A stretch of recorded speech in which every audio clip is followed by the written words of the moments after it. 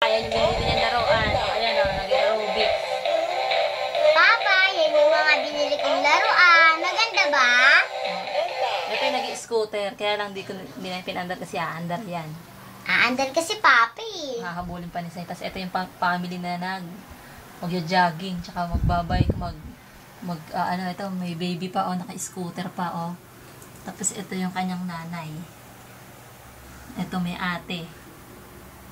Nakabike. Wala yung tatay kasi separated na sila. Diba? Ganda. Nasa Dubai yung tatay nila. Ay, nasa Dubai daw. O, ito anak mo, o. Okay ka. Hi, Papa! Hello. Parehas kami ng buhok ko. Magkabalat pa kami. Sa yellow. Diba? Sexy.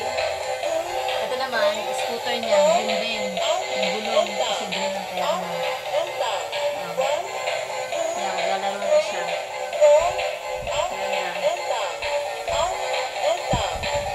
Sige na, pipanda yung scooter para magpapakonting ang dito.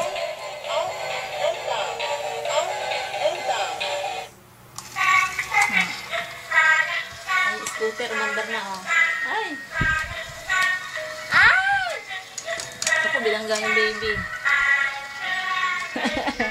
Kasi, kaya niya pa andali, pag-isip eh. Off ko na? Off mo na, magulo.